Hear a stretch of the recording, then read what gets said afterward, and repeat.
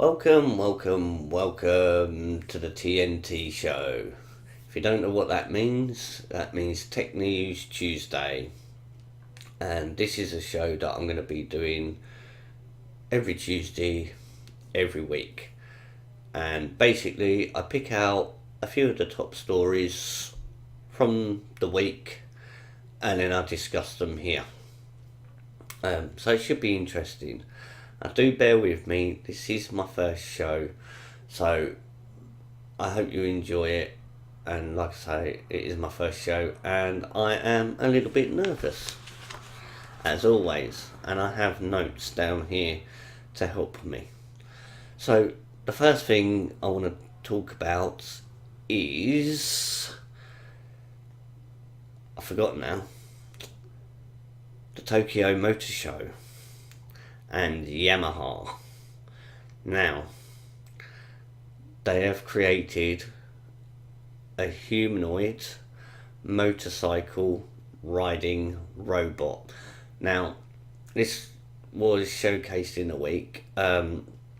This article is from Wired, and we shall have a little read and let's take a look at it and discuss it. So, Yamaha's motorbike robot wants to beat Valentino Rossi. Well, that's interesting for a start. I don't watch MotoGP that much. Well, I rarely watch it, to be fair, but I don't mind a bit. I like motor racing in general, so, you know, like for me, this is like really cool that they're even doing it. And so let's just read a little bit. So, Yamaha has revealed its new humanoid motorcycle riding robot at the Tokyo Motor Show. Its goal? To beat MotoGP world champion Valentino Rossi. Motorbot is designed to approach riding from a human rider's standpoint with no modifications made to the motorcycle itself. Yamaha said that with the advantage of robotics specialization, the end goal of Motorbot was to become capable of competing against Valentino Rossi's lap times around a racetrack. Okay. Now, I've got a few things on this. Firstly, what does this say for motor racing? Is it going to come to the point where we have robots racing motorcycles around racetracks? And it could be applied to cars as well, rather than people driving. I mean, I don't know about you, but I do actually quite like driving. And like, I don't know, I do actually think this is like really cool as well. It's like there's two arguments to have here. Like, the technology in this is awesome. I mean, and you can easily, I don't know, like take this further when you think of the technology that's in the fighter jets and stuff like that. And this story talks about getting GPS like better, more pinpoint. So if you sort of put all the technology that there is into that kind of thing, then, you know, getting a motorbike to race around a track, you know, we know track layouts, we know all that could easily be GPSed, you know, back down. But then at the same point, it's like, where does this leave the riders who actually do the job? And I mean, there's a long going argument in motor racing. Is it like the drivers, or is it a machine that makes, you know, that puts them on pole position and winning races? And my answer to that is it's both. Yeah, there's no two ways about it. It doesn't matter. Like, The machine is important, of course, but at the same time, the driver is just as important. Yeah, and you can't. It's like Michael Schumacher. Yeah, he was in Ferrari for a long time, and you could have put him in a shitty car, but he would have still got it to like midfield. You know, rather than being at the back, and that comes down to driver skill. But yeah, this is a really interesting story, and I don't know. I mean, just look at the pictures. We'll look at all the pictures. Well, not all of them, but we'll go through them. I mean, it does look absolutely epic. I cannot even think, and I can't even imagine the amount of technology that's gone into this as well. So yeah, I'm sort of a bit on a misnomer with this one. I think it's really, really cool. But at the same time, it conflicts with what motor racing is about. But yeah, some really, really cool pictures there, for sure.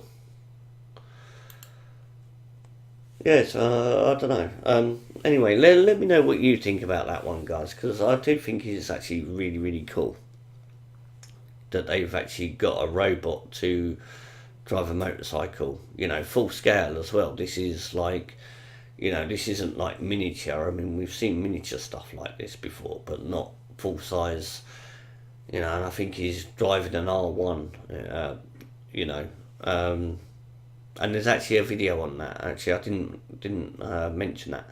There is a video on YouTube of that humanoid robot driving that motorcycle in a straight line, and what I'll do is I'll link to it along with all the stories in this. I will link to them back to, like, they'll be on my website. The links will be on the website, so you can read any of these stories that I go to, but I'll specifically link to that video because it's actually really cool. And obviously, being that UK bloke, gotta have a cup of tea in your hand, you know. Anyway, that article was from wired.co.uk, and it is an interesting read, I must admit. Anyway, so I'm going to go to the next story, and it comes from Forbes, and again, it is from the Tokyo Motor Show, and this is the Nissan IDS Concept car. If I just head over there now and just double check that it is all working.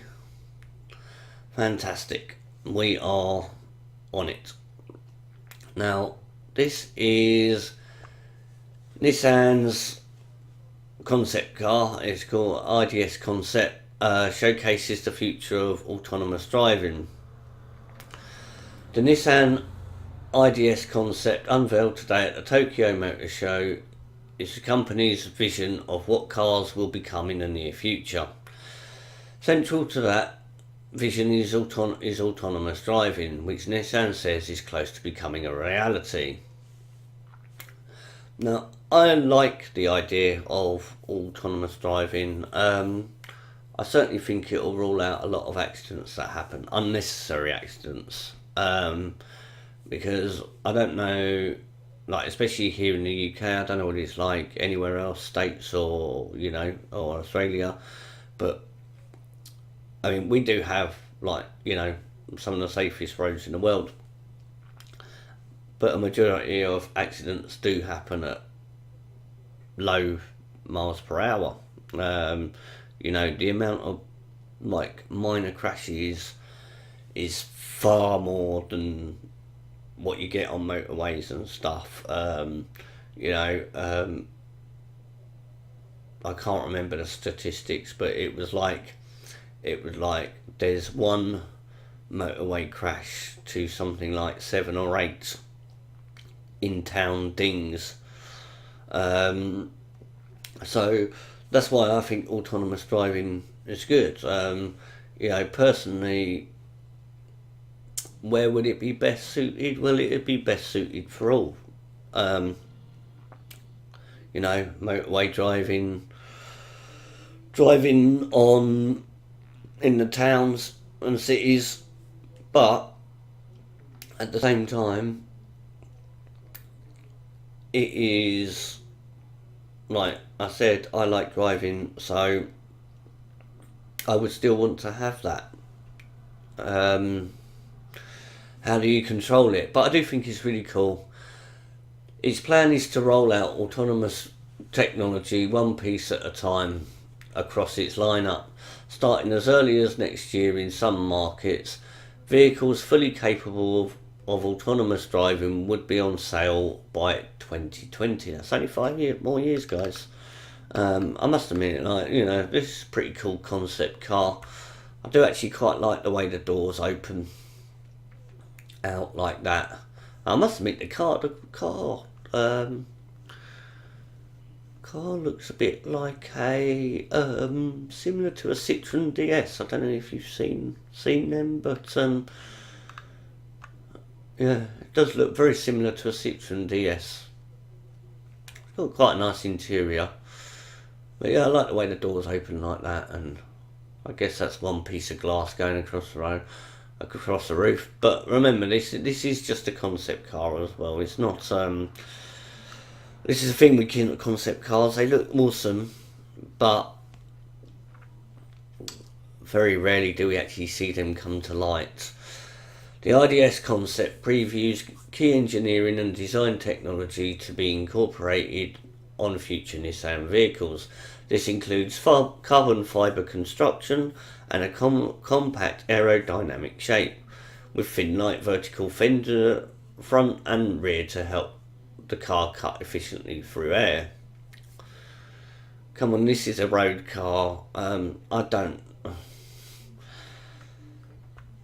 understand Ferrari, I can understand Lamborghini, I can understand, you know, those people making these epic supercars, whatever you like to call them, and putting aerodynamics. They do 200 miles an hour. When you've got a car, the average road car does about 100 miles an hour. Yes, there's some fuel efficiency and stuff, but so many people, like car manufacturers these days, are turning to battery power. So it doesn't make any difference. And when you're like doing that kind of speed, it doesn't make that much difference. I mean, unless you're travelling miles on the motorway, making aerodynamics in cars is just pointless. I mean, that's just my view on it. I mean, yeah, like I say, you can look at the fuel consumption, and yes, you know, this car does look nice, and you know, I mean, there's nothing wrong with making a car look nice, but it doesn't need to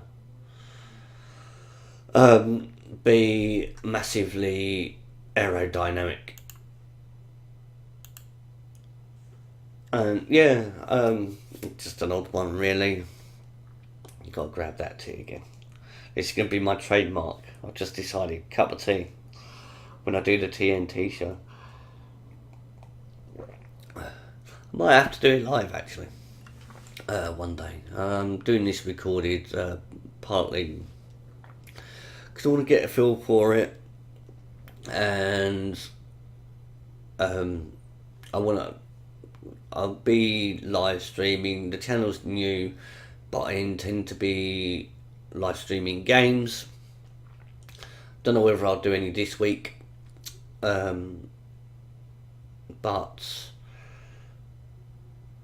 that's partly because Fallout 4 is coming, and of course I want to live stream that, and it will be my first live streams as well, so you know, there's a lot to learn. Anyway, let's get back to the news, the tech news, which is what we're all here for. So the next article is from the BBC. Let's just get on now. And there you go. Twitter's first TV ad confuses World Series viewers. Now, I've never got Twitter. I've got Twitter, but I just don't get Twitter. Fucking weird thing. Absolutely weird thing. Excuse my language. I do swear quite a bit.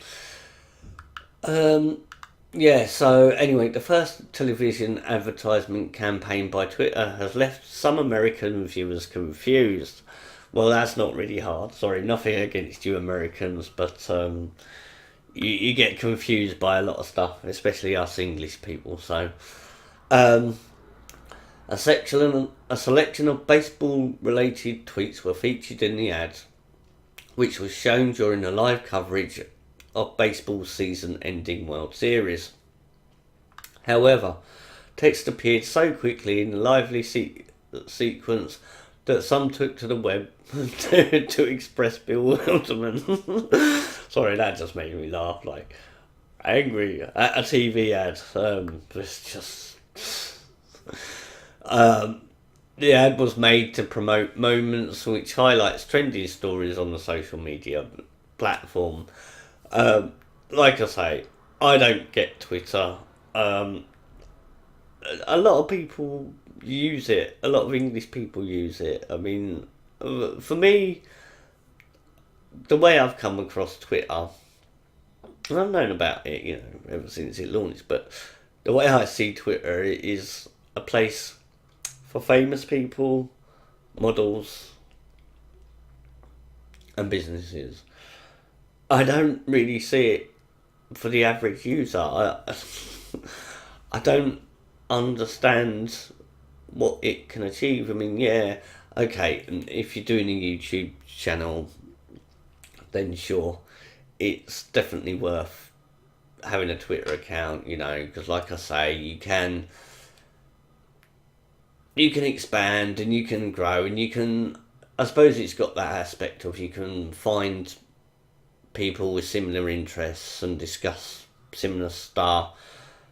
But in general, I do not get Twitter. I understand hashtags. I mean, hashtags are great, and I'm glad that you know, you have other social media platforms incorporate that, like Facebook and Google Plus have hashtags, and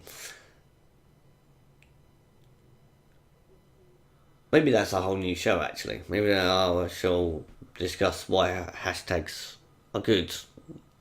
But basically, I mean, it's a very easy way to search, you know, search specific stuff that you're interested in, and not be bogged down by loads of other crap. But obviously people put stupid hashtags in stuff that don't mean anything. Again, there is a video for this. I will put a link to it on the website with everything else.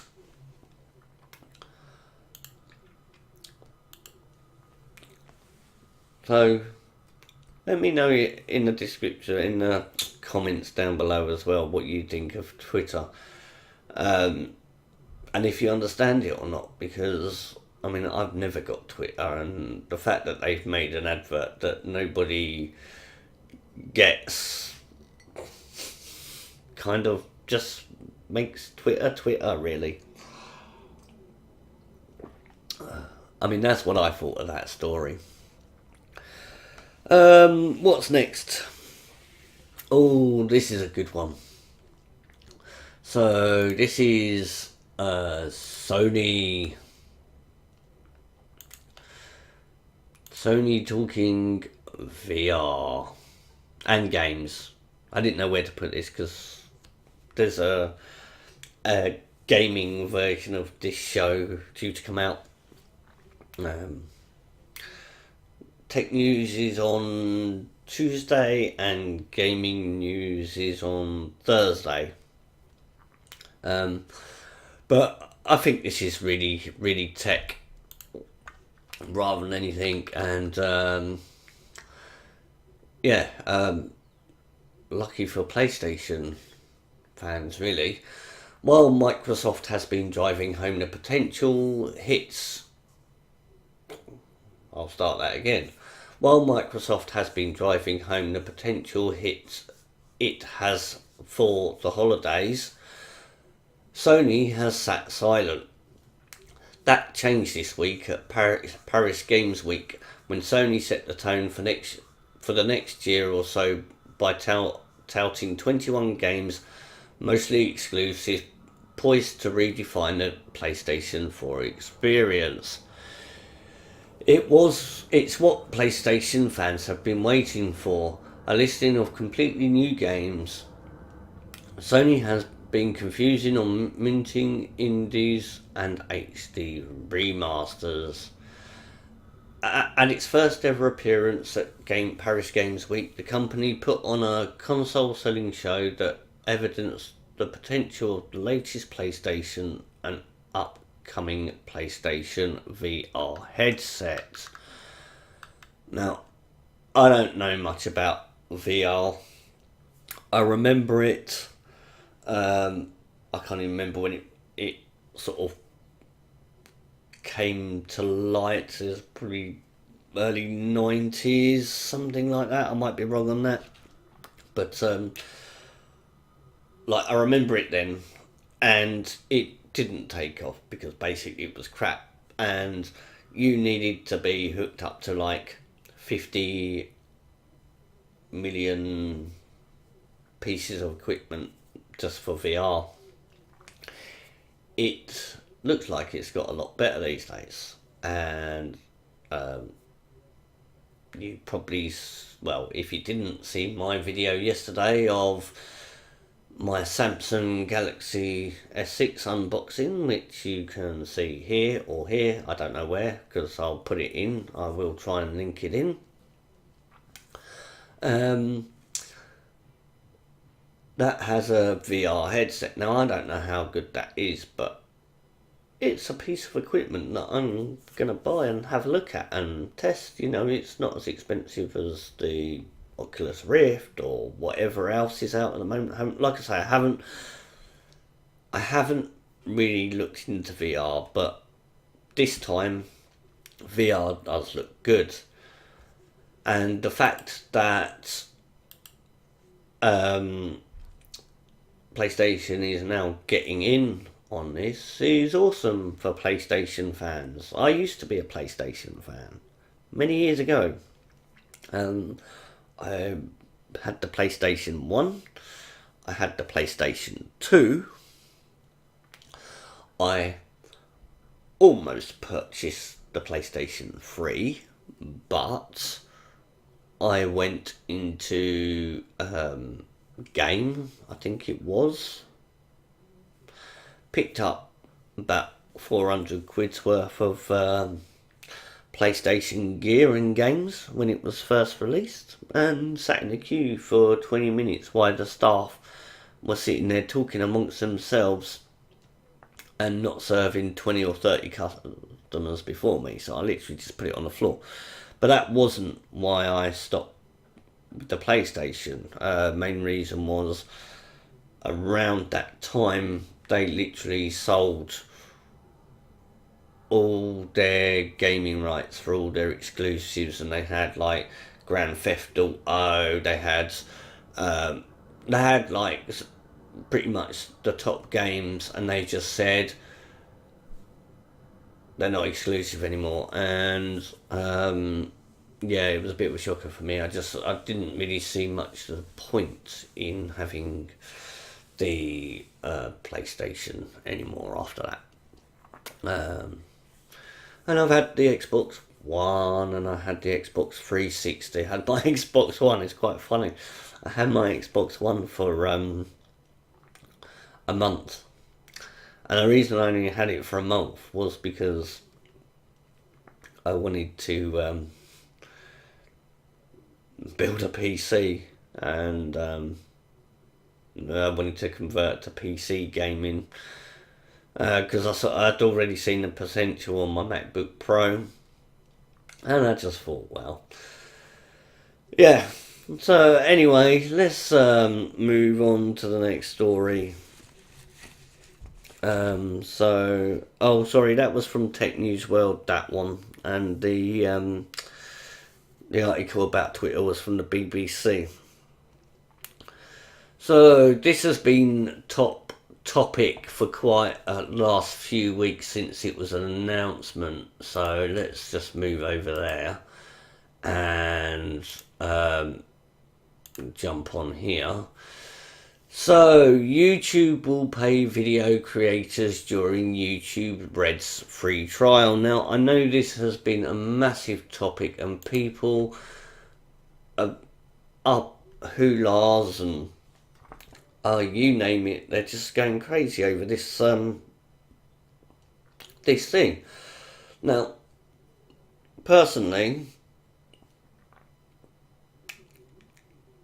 like, I'm a new channel and I have no qualms about this. I don't think this is going to affect me in any way. I could see it possibly affecting me, but not really, because, like, to be fair, I enjoy gaming and I enjoy the tech, and like, this isn't really, I mean, it is about money. Like, people lie when they say, oh, it's not about money, and like, but you know, to earn a little bit of money from what you enjoy doing, I think is a great thing. In fact, everybody should earn money doing what they love. You know, that is what life is all about. You shouldn't struggle 9 to 5 or you know, and do a job you hate for your whole life. Everyone should be doing what they enjoy. If you enjoy technology, I mean, I enjoy photography, and you know, I sold my camera. I had to sell my camera. I didn't want to sell my camera, and I had a good camera. I had a Canon 7D. Basically, all the camera equipment I had was like £3,500 worth of camera equipment, and I really enjoyed that. But it's really hard to make a living in, and don't get me wrong, I did try, but I was also working a full-time job, which left me no time to go and do my photography. So anyway, so YouTube's new subscription service, YouTube Red, launched this week, and content creators are worried it will cost them money. Although the $9.99 monthly fee YouTube is charging users to skip ads will be split between with content creators when the service is in full swing. YouTubers are worried they won't get paid during the 30-day free trial. Yeah, I mean, I can understand that worry of it, and like, but you know, I mean, Google, YouTube is huge. I mean, I don't think anyone really has to worry about this. It's not a non-topic, but and it's good to see that people will be getting money still. You know, and even here, you know, this is a quote from YouTube. "Creators are the lifeblood of YouTube," said the company in a blog post. So with Google Play Music, subscribers instantly joining YouTube Red will pay a portion of the revenue we receive from these subscribers to our creators on day one. Even with 30-day free trials, our creator community will make us as much or more as they would have without YouTube Red. And you know, YouTube understands that without content creators, you know, there's nothing. You know, it's, I mean, it's funny, like, I mean, I notice a pattern. I certainly notice a pattern on YouTube. I've been on here for years, like, don't get me wrong. And I only watch YouTube. I don't watch anything else. Like, I don't know if there was a time when the British were more involved with YouTube, or whether we just haven't caught up yet. But certainly, like in America, YouTube is huge. Over here, you mention YouTube to someone, they're like, they know what it is, they watch videos on it, but it's like nobody makes content for it. I mean, people do, like, don't get me wrong, there are some big British names on YouTube, but it just seems like, you know, you talk to somebody about YouTube in the street and they're just like, yeah, I watch videos on there. Yeah, I watch videos on there.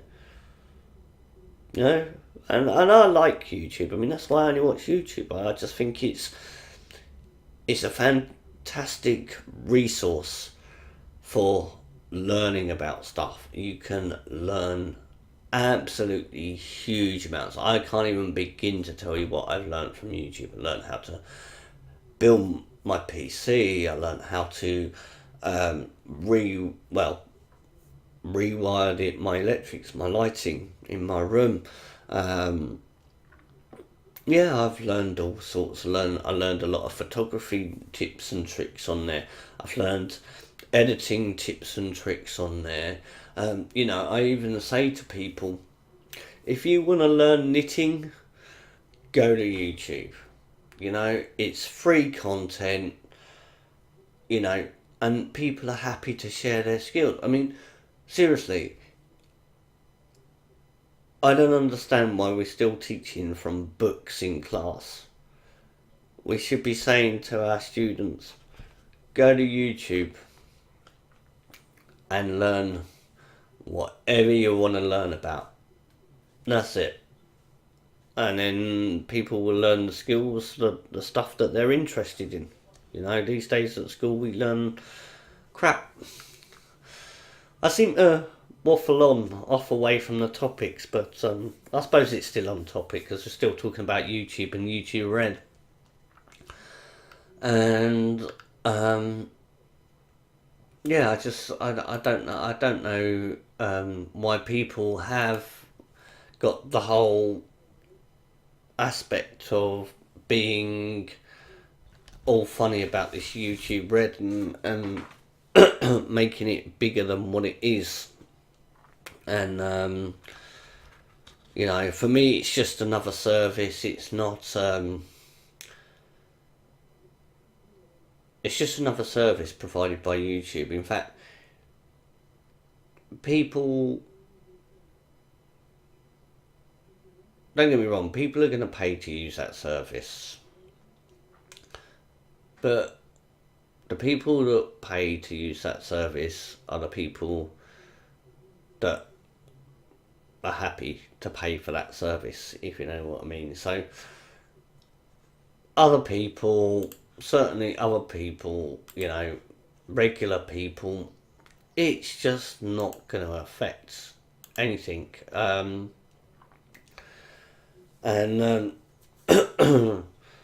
Basically, you don't need to worry about it. And they've cleared that up in that article. So, yeah. My tea's run out. That ain't good. Anyway, this next article is for all the Trekkie fans. Now, I have never watched, well, I may have watched a little bit, but I've never watched Star Trek. And I think this is actually pretty cool as well. So, scientists create a Star Trek tractor beam.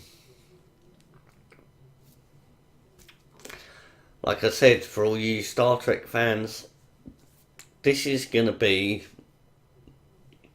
one of those things. It's funny actually, like how much sci-fi has predicted a lot of technology. And I wouldn't say it's predicted it. Obviously, somebody's gone, seen something from somebody's imagination and gone, let's try and build that. And well, it looks like they have. So, scientists can now manipulate objects suspended in midair, opening up a new world of technological possibilities. It has long been possible in the world of Star Wars or Star Trek, but not in real life until now. British scientists have developed technology for the world's first sonic tractor beam.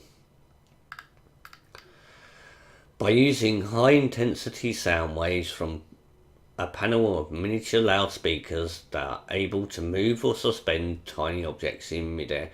Now, this isn't exactly new, but I think what they're talking about is this being achieved on a miniature scale. In fact, there's quite a lot of evidence that you can use sound to make things levitate, and certainly move objects around. You know, I mean, you only have to go and stand in a big pair of speakers and your hair will be blowing all over your face. Well, not mine, because mine's short, but you know. So it, and everything, we know, like through science, that everything has a frequency, a vibration frequency. So yeah, so this is not actually something new, but I do think obviously on the miniature scale, because it's always been big huge speakers and stuff to create this, and we can find the vibration, the vibrational frequency of absolutely anything. I mean, we do that all the time. We send sound waves through the earth to basically see what's in it. So researchers from the University of Bristol and Sussex, in collaboration with Ultra Haptics, I believe that is, believe the technology could open a new world of possibilities, including in healthcare and delicate electronics manufacturing. Well, yeah, I can understand this as well, because you could be very precise. Oh, by the way, like, I don't know if I mentioned this is, I believe this is British. But yeah, if you want to read that story, like I say, all these stories are going to be over on my website, which is thatukbloke.com. That's another story why I came up with the name thatukbloke.com. So, here's another awesome story. And I'm quite shocked at this, but is it possible? Is it possible that I've forgotten what I was going to say now. That Apple could be getting Samsung's OLED screen? Now, this is not definite. This is certainly not definite. This is the fact that Apple wants to change their screen. Samsung has the technology. Samsung has made a bid to Apple to put their screens in Apple devices in the future. Personally, I don't understand why Apple would say no.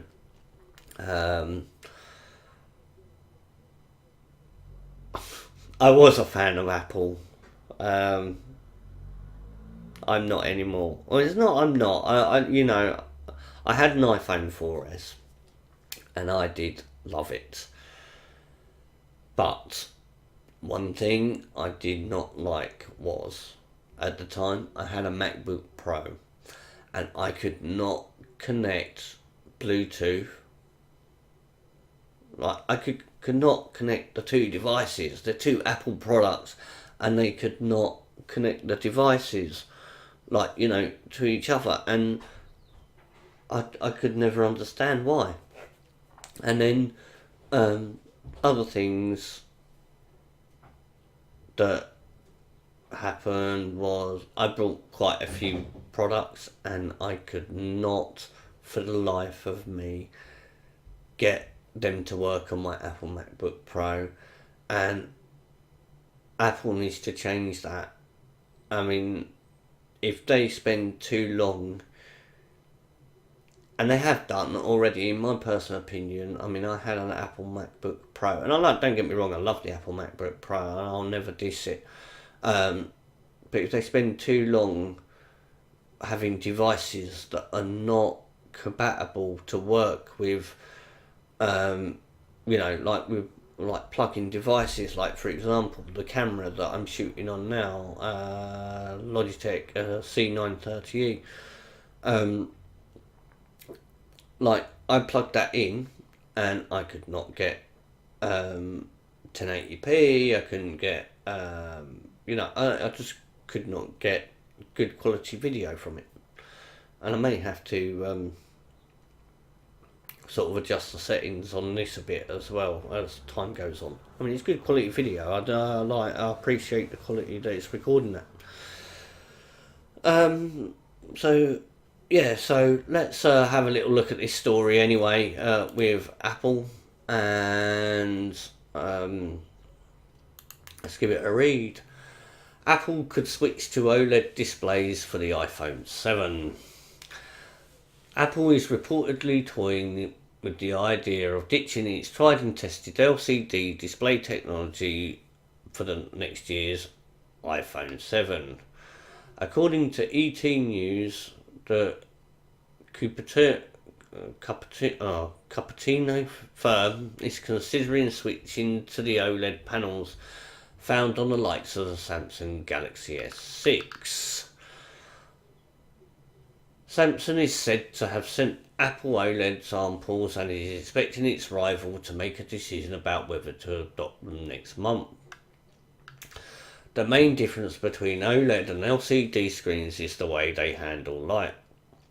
The former creates its own, while the latter relies on backlighting. OLED panels traditionally offer a higher contrast ratio, but LCD can deliver a higher level of brightness, so it swings the roundabouts in a sense.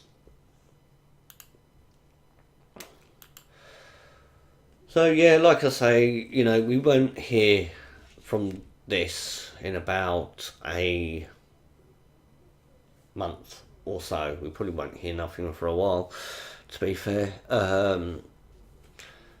And it would be interesting to see if Apple does adopt it, and will it make the Apple iPhone better, blah blah blah. You know, it's a weird market, the mobile phone industry. If you look, when you look back, and it's funny, I've got a video coming out on Friday, and you'll see something, and you know, the mobile phone market, Apple's share could easily be taken away, yeah, if they don't adopt new technology that's out there. And it's the same for Samsung, it's the same for whoever. I don't even know after brands out there now. But yeah, if technology companies don't adopt new technology, they're doomed to fail. You know, I mean, we've seen this with so many, you know, it's happened in the car industry, it's happened in, you know, like website technology, it's happened in, you know, computer technology, graphics cards, I mean, you name it. If they don't adapt new technology, then, you know, and another company does, then you can see them failing. So, talking about mobile phones, let's just bring this article up, and this is actually another cool thingy, and is, let's move over. Motorola's Moto X4 smartphone has unbreakable screen. Now this is absolutely awesome. I mean, with the mobile phones, we all know that the screens break really easy, and Motorola's said that their screen is unbreakable. So, Motorola Moto X4 smartphone has unbreakable screen. Display that has been 3 years in the making will not break no matter how many times the phone is dropped, and is covered by a 4-year guarantee. Now, I must admit, giving it a 4-year guarantee must mean that they're pretty confident, because I'm guessing that if it breaks, it's covered by that guarantee, whereas it wouldn't in a normal phone. Motorola has made a very bold claim. It says its latest top-end Android smartphone has a screen that's not just shatter-resistant, but shatter-proof, no matter how many times you drop the phone. If the screen does break in normal use, which includes drops, impacts and falls, but excludes deliberate abuse, Motorola will replace it under the 4-year guarantee, which is exactly what I said. You know, they're standing by their word and giving it a 4-year guarantee. Now, that is always good when a company does that. Will it break? We will have to see when it comes out. The screen has been under development for 3 years, which means it spans both Google's and Lenovo's ownership of Motorola. Marcus Frost, senior marketing director for the company in EMEA, insists that it is a wholly Motorola endeavour. And like I said, we all know that phone screens break, you know, especially iPhone, Samsung, you know, these top end phones, the glass is so weak and they shatter quite easily. You know, even when you've got cases on them and stuff, if there's no cushioning, they break. And to produce a screen that is unbreakable, well, that is always a good thing. So we're going to move on to the next one, and this isn't a massive story, but I included it because it does interest me quite a bit, and I do think this is a good thing for the planet. And basically it is Google's Loon internet balloons. They are going to start going up by the looks of it. So let me just jump on there and put this here. So we'll have a look. So Google's Project Loon internet balloons to circle the Earth. Google believe it is on course to have enough internet beaming balloons in the stratosphere to form a ring over part of the world next year. Told the BBC the move would let it trial a continuous data service to people living below the balloon's path. The declaration coincides with the announcement that 3 of Indonesia's mobile networks intend to start testing Project Loon's transmissions next year. One expert said the plan had benefits over other solutions. Sri Lanka previously signed a separate agreement signalling its wish to be another participant in the giant helium balloon based scheme.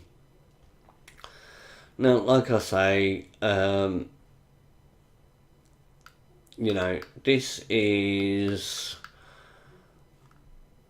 pretty awesome if this goes ahead, and we have basically the whole world covered in internet.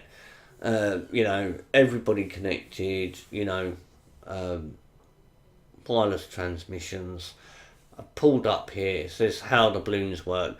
The balloons are sent up 20 kilometers, that's 12 miles, into the stratosphere. Software moves them up or down to find the right winds to direct them into position. That's a pretty clever piece of technology. Each balloon beams an internet connection down to antennas on the ground, which obviously then we can connect to. And yeah, like I say, this is, you know, this is absolutely awesome thing for the world to be fully connected. And I think one of the things, well, no, because it can still be restricted, but I suppose it doesn't have to be. But and actually, I suppose Google's actually bang on that, you know, like not letting content being shared to other thingies, you know, like to other countries and stuff. And it I don't know, like, you know, maybe it could be unrestricted and stuff. It's interesting to see. It'll be interesting to see, but by next year. So next, Apple TV has relaunched, and yeah, so that's you know, relaunched, and people have had mixed feelings about it. I picked this up because, yeah, just partly that people have had like mixed feelings about this new Apple TV, and apparently the Apple TV is getting BBC iPlayer. I don't know if you have that over in the US or anywhere else, but iPlayer is, you know, a download, basically a service that allows you to watch BBC over the internet. And yeah, I mean, you know, it's cool. Everyone, like I say, there's mixed feelings, some bugs on it and stuff, but generally, to me, it's looking a little bit like, you know, like Netflixy type stuff.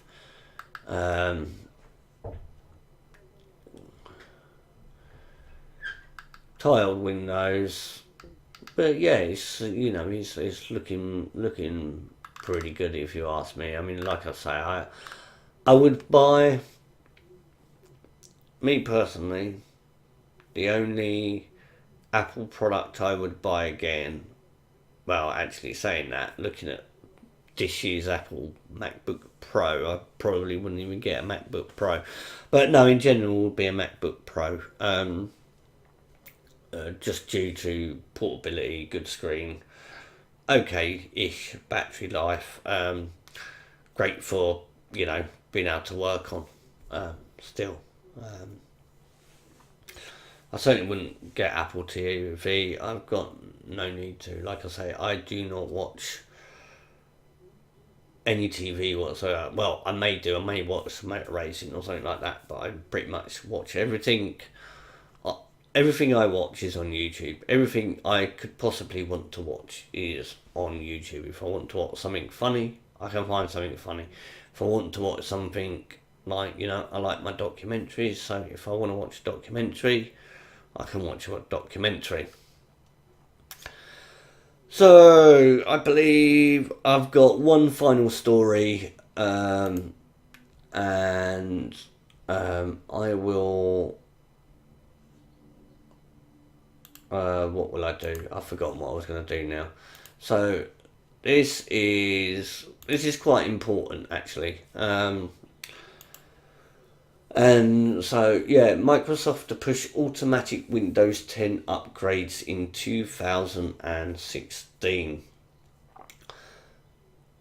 I don't know if I like this or not, but basically Microsoft is saying that if you have Windows 7 or 8, like at the moment, you need to register to get your free upgrades.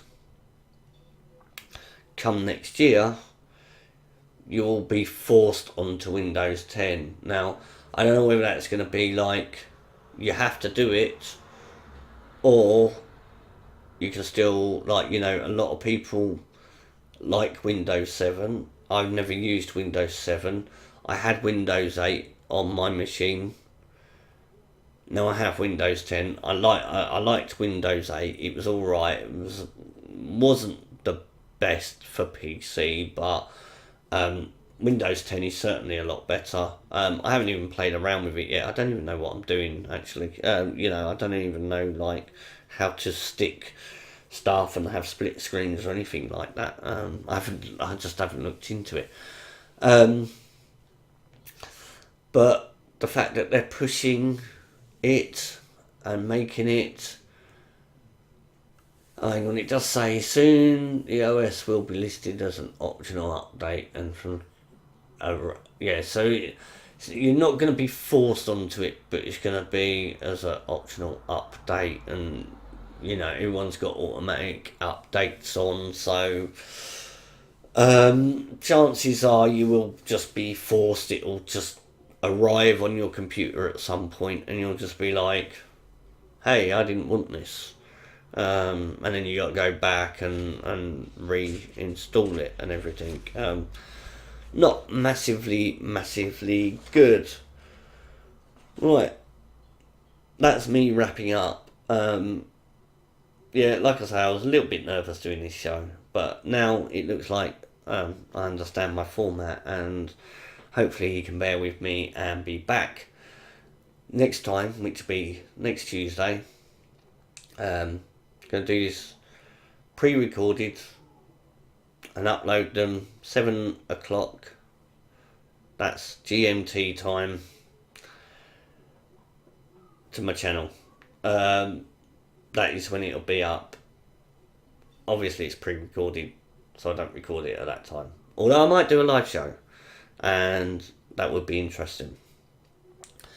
Anyway, like I've said in this video, if you want any of the links to the stories or anything, they will be on my website,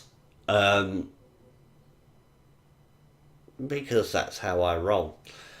And if, I don't know, you tell me in the comments down below how you thought this show went.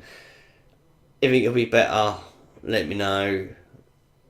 You know, basically, I look at the news stories, the tech news stories, Monday to Sunday, and then I record the video. So, and if you want me to do a live one, I'll gladly do a live one. And I'm also happy if anyone wants to join me on these shows. That's more than possible, doable. You know, Skype, come sit on the couch, then it can be done. I just want to say, yeah, thanks for taking the time to watch this video. I'm not even sure how long it is, probably about an hour or so. And hopefully I'll see you on the next one, and I hope you all have a good evening, or good afternoon, or yes, it'll be good evening when this goes up. See, look, I'm not so bad now. Anyway, like I say, take it easy.